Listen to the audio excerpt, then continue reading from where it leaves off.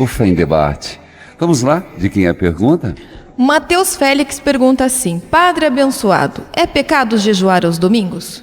Ô Mateus Félix, eu não diria que é pecado, mas é impróprio. Tanto que mesmo nas ordens mais rigorosas, o domingo sempre prevê liberação. Por quê? Por quê, padre? Porque é dia do Senhor. Por quê? Porque é uma pequena Páscoa. Então, só para você ter um exemplo, na Quaresma, se você contar da quarta-feira de cinzas até o final, dá mais que 40 dias. E aí, padre? O domingo não é contado como Quaresma. Aí dá 40 dias. Então, todo domingo é uma pequena Páscoa. Então, jejuar no domingo é um equívoco, porque é um dia de regozijo na vitória do Senhor. Não deu nome, padre, mas fez a seguinte pergunta: Jesus morreu, ressuscitou e subiu ao céu. Maria também foi elevada ao céu. Ela não morreu? Como isso aconteceu? Bom, não diz o nome. Veja, já existe uma... Como aconteceu? Segundo a tradição, Nossa Senhora morreu? Morreu sim. O fato de usar a palavra dormitio não quer dizer que ela não morreu. Maria morreu sim, fisicamente morreu. Tanto que, segundo a tradição, ela morreu em Éfeso e foi trazida pelos apóstolos para o seu velório em Roma. Em Jerusalém. Ela foi trazida. Tanto que você indo a Jerusalém, tem uma pequena igreja, não muito conhecida, perto do Horto das Oliveiras, onde é chamada a Igreja da Dormição. Mas isso não implica em dizer que ela não morreu. Ela morreu sim. E ela foi para o céu assunta, elevada. Assunta quer dizer elevada por Jesus. Jesus não, ele teve ascensão por força própria. O Paulo Antônio pergunta: Padre, o que significa a Festa da Misericórdia? Manda um abraço e ele é de Juazeiro do Norte, Ceará. A Festa da Misericórdia foi um desejo de nosso Senhor Jesus Cristo a revelada Santa Faustina. A Festa da Misericórdia, prescrito pelo próprio nosso Senhor e corroborado, oficializado por João Paulo II no ano de 2000, é um desejo de Jesus Cristo que as comportas do céu se abram e seja reconhecida que Jesus é misericordioso em coisas bem rápidas. A Luzia, de Espigão do Oeste, Rondônia, pergunta como explicar uma pessoa adventista por que guardamos o domingo e não o sábado. Porque Jesus, que é a plenitude da criação, que é a segunda grande criação, ressuscitou no primeiro dia da semana. Qual o primeiro dia da semana? Segunda? Não. Se eu falo segunda, é porque existe o primeiro. Então o primeiro é o domingo, Dominus, dia do Senhor. Nós guardamos o dia da ressurreição do Senhor. A Érica Alice pergunta: Padre, tira uma dúvida sobre o terço da misericórdia. Pode ser rezado depois ou antes das 3 horas? Recitar o terço que ensinei, disse Jesus, cessará toda a tempestade. Por ele conseguirás tudo, se pedirdes e tiverdes de acordo com a minha vontade. Também faz parte do diário de Santa Faustina. Qualquer horário é lícito. A hora da misericórdia é às 3 da tarde. A Tânia de Colombo diz que aprendeu a fazer o sinal da cruz com a mão direita, traçando primeiro na testa, depois no peito, daí ao lado esquerdo e por último direito. Mas ela tem visto pessoas que fazem primeiro ao lado direito, depois ao esquerdo e às vezes com a mão esquerda. Olha, é um equívoco. Primeiro, os ortodoxos têm outro sinal da cruz. Eles fazem os braços cruzados, tanto que a estola deles é cruzada, lembrando Santo André. Mas, sendo bem sincero, é que nós temos com a mão direita, é uma questão mais cultural. Nada impede que seja com a esquerda. Antes, um seminarista que fosse canhoto não podia ser ordenado padre, tinha que corrigir. Aí, agora, até havia um preceito de não entregar hóstia com a mão esquerda. Hoje é aceito. Então, não há problema de fazer com a esquerda. O hábito é fazer com a direita. É muito mais cultural do que algo tradicional. A Cláudia Nolasco: padre, como faço para receber as indulgências do Dia da Misericórdia? Já confessei para a Semana Santa.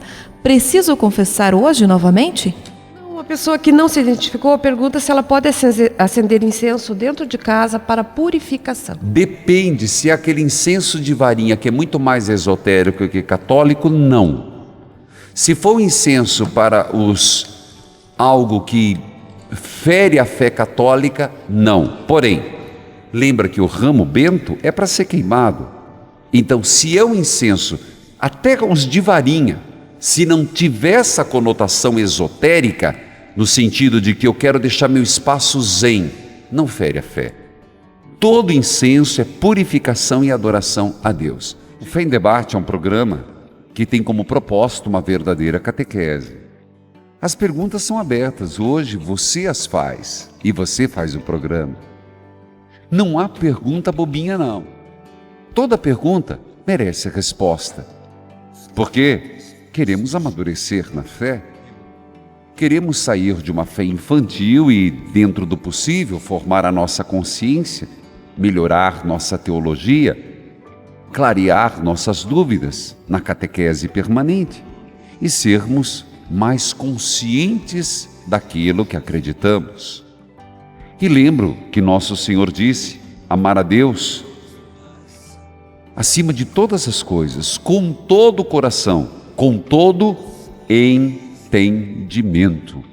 Portanto, entender a fé, compreender a fé, é também, e sem dúvida, alimentar a fé.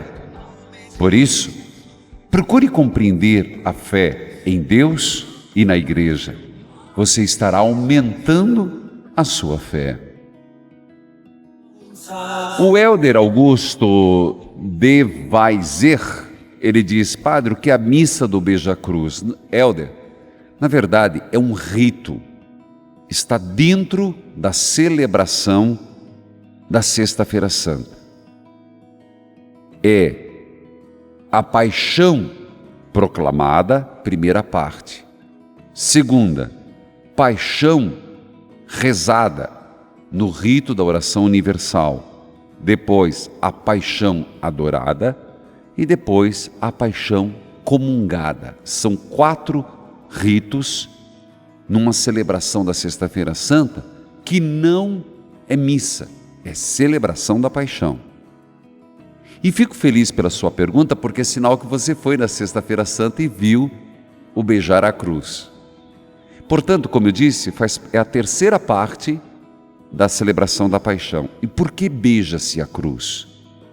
Porque nesse dia somos chamados a adorar o lenho da cruz. Não errei. E você não entendeu errado, é adorar. Por quê? Porque um princípio básico é lembrar que a cruz foi onde nosso Senhor derramou a sua vida, entregou a sua vida, e na cruz foi o ato de maior obediência a Deus. Não é adorar o instrumento de morte, mas aquele que foi o instrumento de morte, banhado no sangue de Jesus, se transformou em sinal de nossa redenção. E como Santo Tomás de Aquino nos ensinava, e é muito válido, a todas as imagens de Jesus Cristo, por ela remeter ao que significa, merece adoração. Não é a peça, não é a materialidade, mas o que ela significa, a redenção. Por isso, a celebração do beijo da cruz. Tem mais. Quando beijamos a imagem, nós estamos reverenciando as 5 chagas dolorosas de nosso Senhor, chagas de onde veio a nossa remissão. Por isso o beijo. O beijo tem vários significados. O beijo de um amante, o beijo de um pai para com um filho, de uma mãe para com uma filha, o beijo de traição de Judas Iscariotes, mas também o beijo de carinho, o ósculo da paz, que inclusive fazia parte da missa.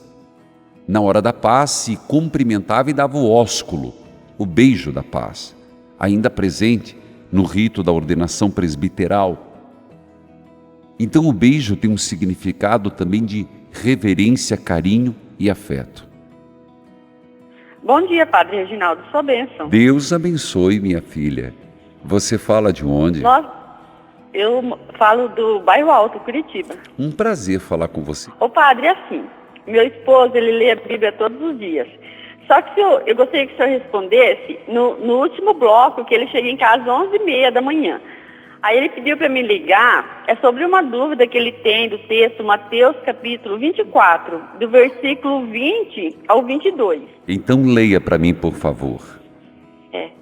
Rezem para que a fuga de vocês não aconteça no inverno, nem num dia de sábado, pois nessa hora haverá uma grande tribulação, como nunca houve outra igual.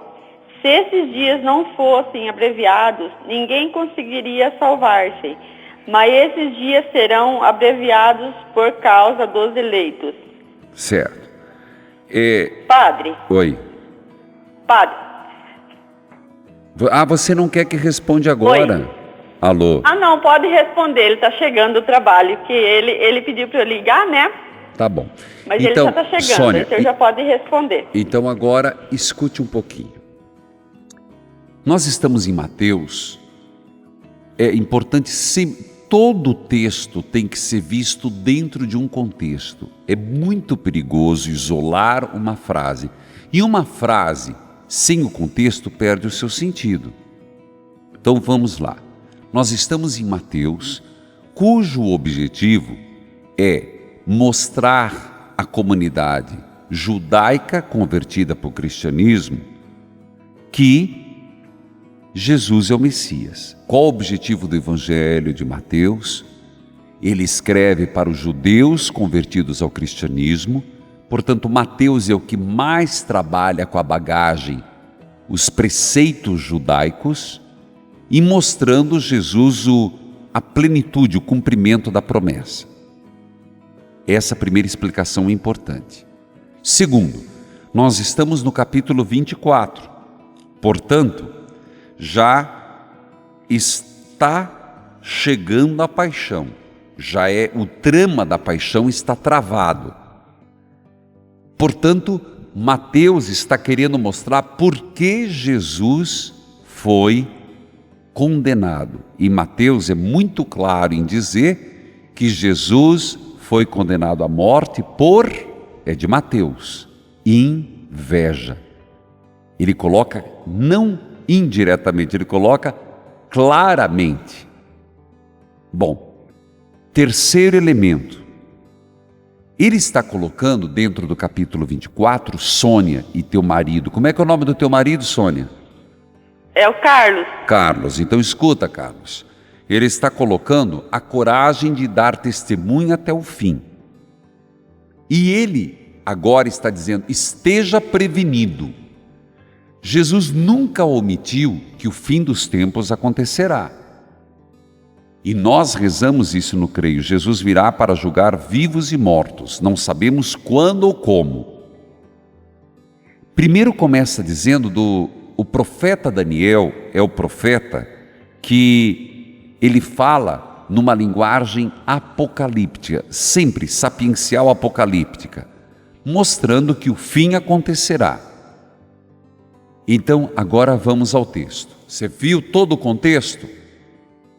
Agora vamos ao contexto. Ele está dizendo que ninguém sabe quando acontecerá, mas alguns sinais se darão. Você tem que começar pelo versículo 15. Acontecerá abominações e desolação, como disse o profeta Daniel. Lembre que Mateus tem que trazer as profecias do Antigo Testamento e mostrar que elas se realizaram em Jesus. Esse é um fato. E ele diz, quem estiver na Judéia, fujam para as montanhas. Quem estiver no terraço, não desça para alcançar os seus bens na casa. Por quê? Porque no dia que Jesus voltar, no dia do Armagedon, no dia da parousia, são vários termos para o mesmo fato que nós proclamamos no creio todo domingo e nessa oitava da Páscoa todo dia. Não teve creio, foi só glória. Nesse dia não interessará os bens materiais. Quem estiver no campo, não volte para pegar o manto. Infelizes as mulheres grávidas. Por quê? Porque não haverá tempo para gerar. Nesse dia, é o dia do juízo final. Então, rezem porque nesse dia, e Jesus também está falando da queda de Jerusalém, aqui uma correlação que aconteceu no ano 70, não seja no inverno, porque o inverno dificulta, é chuvoso. Não seja no dia do sábado, porque o sábado é o preceito de não se trabalhar, de nem se andar. Então tudo pegará todo mundo em casa desprevenido.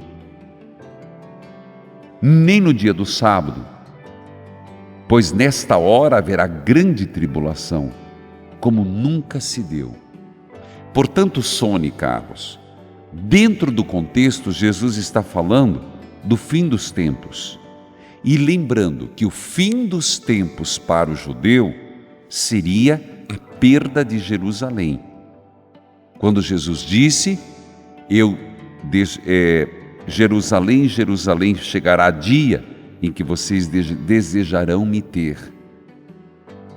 E nesse dia foi o ano 70 depois de Cristo, quando Jerusalém foi totalmente dizimada. Portanto, dentro do contexto, espero ter explicado. Meu abraço, Sônia, do bairro Alto. Aborto tem perdão de Deus? Pergunta uma filha de Deus. O que devo fazer? Não consigo me perdoar. Filha de Deus, Papa Francisco tem usado uma frase: Deus nunca se cansa de perdoar, o homem se cansa de pedir o perdão. Portanto, Deus perdoa se há arrependimento? Perdoa. Mas eu não me perdoo. Existe aqui um problema. Primeiro, se você foi confessar, e creio que tenha ido, agora o inimigo deixa um sentimento de culpa. Você precisa tratar esse sentimento de culpa. Mas tem que ter arrependimento. Não faz muito tempo atendi uma mulher, eu fiz 5 abortos, não me arrependo. Bom, filha, primeiro há arrependimento, houve confissão sacramental auricular, agora é trabalhar esse sentimento de culpa. E isso fica mesmo, porque não se trata de um assassinato. Então precisa trabalhar isso na parte espiritual e também na parte psicológica, mas que Deus perdoa sim. Você pode não estar acreditando que Deus é capaz de perdoar. Eu falava da festa da misericórdia. Jesus dizendo, a minha misericórdia é insondável, inexplicável. Mas talvez você precise de um acompanhamento psicológico e espiritual. Bom dia, Simone. Bom dia, Padre Reginaldo, tudo bem? Deus abençoe, tudo bem com a graça de Deus. Você fala de onde? Eu falo de Maringá. Pois não, Simone, qual a sua pergunta, querida? Então, Padre, desde quando a gente namorava, eu e meu marido, a gente ia no cemitério e rezava os terços para as almas, né? Todo sábado eu fazia isso. Sim. Daí até que um dia a pessoa falou, você fica rezando para as almas, que não presta, não sei o quê. O meu marido falou assim, não, mas a gente reza porque a pessoa falou assim, vou rezar para contribuir para que elas vão para o céu. Tá certo isso? Filha, rezar para as almas? Certíssimo. Nós rezamos, veja, quando rezamos pelas almas, nós acabamos rezando, pedindo a intercessão das almas benditas, que são aquelas que nós acreditamos que estão no céu, que são os nossos santos, que são aquelas que inclusive ninguém fala, na hora que Jesus morreu, ele ressuscitou os santos que apareceram em Jerusalém depois da ressurreição de Jesus. São as almas benditas, é bíblico. Segundo, nós rezamos e podemos colaborar para aquelas que estão no purgatório, tanto que Nossa Senhora de Fátima ensinou: ó meu Jesus, perdoai e livrai-nos do fogo do inferno, levai as almas todas para o céu e socorrei principalmente as que mais precisarem. É o que está no terço, não é verdade? É verdade. E isso não é uma obra de misericórdia? É uma das obras de misericórdia. Rezar pelos mortos. Rezar pelos mortos, uma das obras de misericórdia que eu cito no 20 Passos para a Paz Interior. Então, minha filha, se você tem esse hábito, siga, que faz um bem imenso para você e pelos falecidos. Respondido? Bom, né? Hoje o Senhor falou de batismo e de consagração. Não, eu vou repetir agora. O Senhor falou de batismo de consagração. Poderia explicar melhor? Fiz a iniciação cristã, batismo e Eucaristia, faltou consagração? Tá bom. Primeiro, fui mal interpretado. Eu não disse: hoje o Senhor falou de batismo de consagração. Não, eu falei de batismo. Quais são os 3 sacramentos de iniciação cristã? Quais são? Diga lá. Batismo. Segundo, crisma. Terceiro, Eucaristia. Esses são os sacramentos. Mas nós sabemos que existem ritos e sacramentais. Então não, olha a palavra, é batismo. E agora digo, existe o rito de consagração, que não é obrigatório, é facultativo. É uma das tradições da igreja, da consagração. Uma tradição maravilhosa, que é, após o batismo, consagrar a Nossa Senhora. É um rito feito geralmente na ocasião do batismo. O que significa? É um gesto que significa o desejo de ter Maria como aquela que caminha com a humanidade e que segue à frente do fiel, guiando-lhes os passos, animando sua fé. Esse ato de consagração, que pode ter padrinho e madrinha ou não, é consagrar-se a Nossa Senhora, é entregar-se à Mãe de Jesus, todo o seu ser, toda a sua vida, que cada um possa consagrar. Eu quero lembrar, Jesus foi batizado? Foi. Onde que está o batismo de Jesus? Em João. Mas segundo o preceito judeu, foi na circuncisão. Mas você lembra que teve a apresentação de Jesus ao templo? Você lembra disso? É a consagração. Entendido? É a consagração. Repito, João batizou, inaugurando o batismo cristão. Segundo o batismo judeu, era a circuncisão. E depois que Nossa Senhora passou o resguardo de ter, lembrando que a menstruação gerada era algo impuro no seu tempo, ela foi ao templo para ser purificada e apresentou Jesus no templo. É a consagração. Aí você vai me perguntar, então faltou alguma coisa para mim? Não faltou. É uma tradição bonita no dia do batismo. Espero ter respondido. A Márcia Rosa pergunta, Padre, até quando rezamos Rainha do Céu? Ela é de Santa Fé. Márcia Rosa, de Santa Fé, meu abraço carinhoso. Eu tenho que começar dizendo que, primeiro, tenho que explicar para as pessoas que no tempo pascal se reza Rainha do Céu, que em latim Regina Coeli, e reza-se desde a oitava da Páscoa, da segunda-feira da Páscoa até Pentecostes, 50 dias depois da ressurreição, se reza o Rainha do Céu, alegrai-vos, aleluia. Muito bem, Márcia Rosa, muito obrigado e meu abraço à Santa Fé. Torpedo? A Gislaine de Curitiba pergunta, como explicar de maneira certa aos catequizandos o dia de Corpus Christi, por ser uma festa móvel do calendário litúrgico? Querida, parabéns por ser catequista. Primeiro, parabéns. Gislaine, como explicar? Você tem que começar uma coisa muito simples, uma observação. Perguntar, catequizandos, vocês já observaram que toda sexta-feira santa é lua cheia? Eles vão se dar conta. É o dia do lobisomem. Aí você pode brincar. A partir dali você vai mostrar que as datas da Páscoa, tanto que esse ano foi longe, o ano que vem já é fevereiro, volta, porque é contado a partir das luas a 14ª de Nisan. E aí, vamos simplificar. Marca a Páscoa, sexta-feira santa, 3 dias depois, porque Jesus morreu e ressuscitou, Páscoa. Da Páscoa, conta-se 50 dias, Pentecostes. Depois de Pentecostes, o que se celebra? Antes vem a Ascensão. Olha, é na lógica. Jesus morreu, ressuscitou. Teve o tempo de aparição, Jesus voltou ao céu, a ascensão, que ele voltou para o Pai. Depois da ascensão, o que ele fez? Derramamento do Espírito Santo.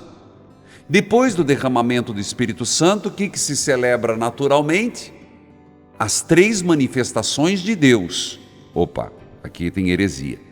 As 3 pessoas da Santíssima Trindade, não manifestações, isso é uma heresia. As 3 pessoas da Santíssima Trindade, Pai, o Filho, o Espírito Santo.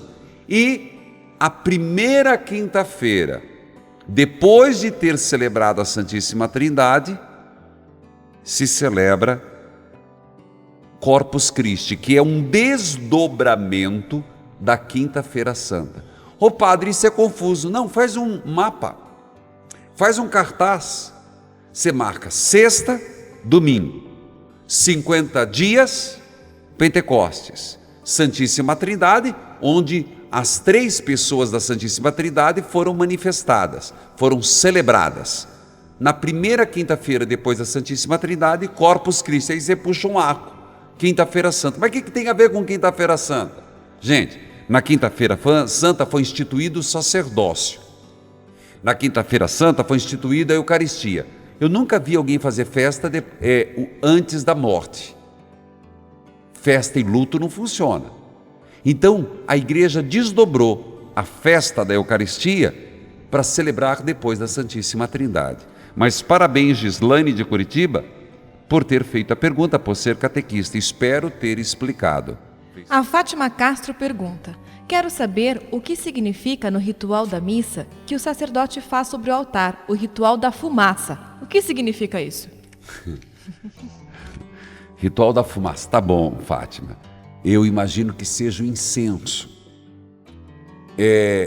Fátima Castro, o incenso, ele tem aqui me vem Padre Leonardo, liturgista. Primeiro tem a função funcional, quando acaba o funcional, vem a função espiritual, teológica. Mas vamos à espiritual. A fumaça, se você lembrar, o incenso, sempre foi reverência à majestade, à purificação. Primeiro, purificação nossa. Primeiro, purificação nossa. Tanto que você percebe que é feita a purificação do altar, é feita a purificação do ambiente. Segundo, é baseado naquele salmo: Senhor, que a minha oração suba a vós com agradável incenso. É bom lembrar, e aqui quero, sem entrar em matéria de história, que o incenso vem muito antes do judaísmo. O incenso é antes da própria revelação do pai Abraão. As culturas usavam incenso abundantemente, tanto que todo mundo já ouviu falar de Hong Kong. Hong Kong, traduzindo, literalmente, é lugar do incensário, onde era o maior fabricante do mundo de incenso. Então, antecede a nossa religião. Mas hoje na nossa religião significa, Senhor, que esta oferenda, que esse sacrifício, que estas orações cheguem ao céu com agradável odor. Espero ter explicado. Então, aquela fumaça significa incenso, que é formado de vários elementos, que é para subir ao céu. Na novena de Santa Cruz, minha cruz caiu e quebrou. Tem algum significado? O que devo fazer com ela? Quem pergunta é Maria Lúcia, de Perdigão, Minas. Maria Lúcia, de Perdigão. A pergunta, na verdade, eu devolvo para você. Para você, significou o quê? Você deve ter a resposta. E eu acredito que nada aconteça por acaso. E para você deve ter um significado. Naquele momento, quando você viu a cruz, claro que pode ter sido o prego que soltou, pode ter sido a tarraxinha que soltou, mas eu tenho certeza que no seu momento histórico ou familiar, você teve uma percepção. Siga. Segundo, o que fazer? Você é de madeira? Queime-a. É de gesso? Queime-a ou coloque num pacotinho, destrua a imagem do sagrado e enterre. O que não deve-se é jogar no lixo ou enterrar na forma do sagrado. O Luiz Fabiano pergunta: Padre, sua bênção, recebi um convite para ser padrinho de uma criança, mas a mãe é católica e frequenta a igreja evangélica. Eu aceito ou não? Luiz Fabiano, veja, você foi chamado para ser padrinho. Você está dizendo que a mãe da criança, se bem entendi, ela é católica e frequenta a igreja evangélica. Deve, filho. Deve demais. Se você é católico, talvez você vai reparar a falta da formação que a mãe vai dar na igreja católica. Então aceite com carinho, primeiro porque você foi escolhido, é uma honra. Segundo, como uma missão, suprir o que vai faltar no teu afilhado. Parabéns, e aceite sim. A Michele, da Fazenda Rio Grande, pergunta se é verdade que a oração do creio deve ser rezada apenas fora de casa. Algumas pessoas dizem que é uma oração muito forte para se rezar dentro de casa. Olha, minha filha, você deve rezar dentro de casa e todo dia de preferência. Exatamente por ser uma oração forte, para você expulsar o capeta da sua casa. A língua solta, a síndrome da vida alheia. Para você, quer lugar melhor para a gente expulsar o mal? Desculpa a brincadeira do capeta, não é brincadeira, é seriedade. Rezar dentro de casa, assim, não tem oração que se deva omitir de dentro da casa. Uma igreja doméstica.